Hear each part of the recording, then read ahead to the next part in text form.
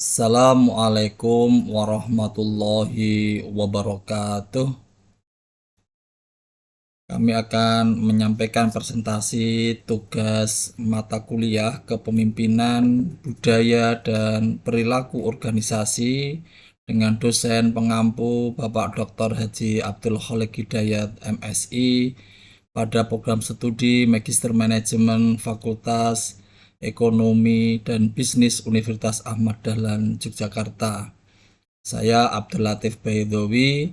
Pada kesempatan ini akan menyampaikan topik leadership in organization. Betapa pentingnya seorang pemimpin dalam sebuah organisasi. Kita mulai dari yang pertama, understanding leadership. Bagaimana memahami sebuah kepemimpinan? What is leadership? Why is leadership important? Why do we need leaders? Leaders born or bred? Apa itu kepemimpinan? Bagaimana kepemimpinan itu penting? Mengapa kita membutuhkan seorang pemimpin? Pemimpin dilahirkan atau dibesarkan? Pertanyaan-pertanyaan seperti ini tentu menarik buat kita ulas. Menurut Profesor Warren Benn, menyampaikan leadership is a function of knowing yourself, having a vision that is well communicated, building trust among colleagues, and taking effective action to realize your own leadership potential. Kepemimpinan adalah fungsi dari mengenal diri sendiri, memiliki visi yang dikomunikasikan dengan baik, membangun kepercayaan di antara rekan kerja, dan mengambil tindakan efektif untuk mewujudkan potensi kepemimpinan Anda. Selanjutnya, kita juga bisa memahami kepemimpinan pada aspek yang lain. Dikatakan bahwa leadership is more than just a title. It's about inspiring and motivating others to achieve common goals. Effective leadership involves empathy, communication, and decision making.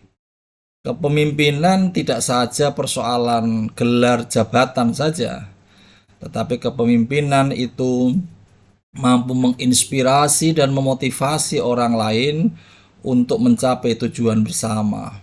Kepemimpinan yang efektif melibatkan ada empati, komunikasi, dan pengambilan keputusan. Trust is the foundation of effective leadership. Transparency, integrity, and consistency are essential for building and maintaining trust within a team or organization. Kepemimpinan adalah dasar dari kepemimpinan yang kepercayaan adalah dasar dari kepemimpinan yang efektif. Perlu ada transparansi, ada integritas, dan konsistensi yang sangat penting untuk membangun dan mempertahankan kepercayaan dalam tim atau organisasi. Next, what is leadership? Apa itu sungguhnya kepemimpinan? Apa yang dimaksud kepemimpinan? Leadership is ability to. Pemimpinan itu membutuhkan kemampuan untuk persuade others to do things for the good of the organization. Mampu membujuk orang lain untuk melakukan sesuatu demi kebaikan organisasi. Pemimpinan juga harus punya kemampuan untuk make difficult decision, membuat keputusan yang sulit. Selanjutnya, kepemimpinan juga kemampuan untuk make unpopular decision, membuat sebuah keputusan yang tidak populer. Kepemimpinan kemampuan untuk deliver result, menghasilkan atau memberikan hasil. Ability to create to long-term commitment, yaitu menciptakan komitmen jangka panjang. And then, why is the leader important to an organization? Mengapa pemimpin itu penting bagi sebuah organisasi? Dikarenakan yang pertama adalah establishing the vision, karena harus menetapkan sebuah visi. Develop and implement strategies, yaitu mengembangkan dan menerapkan strategi.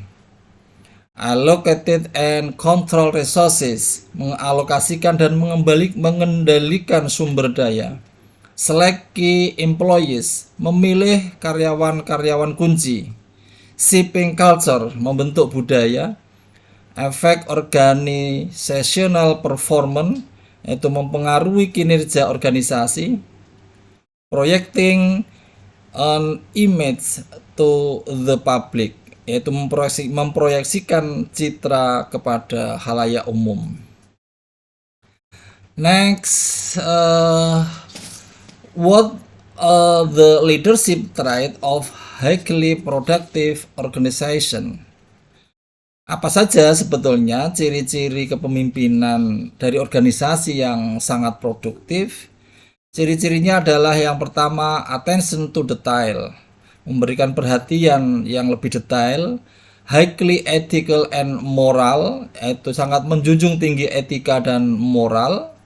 Yang ketiga adalah embracing simplicity, merangkul kesederhanaan.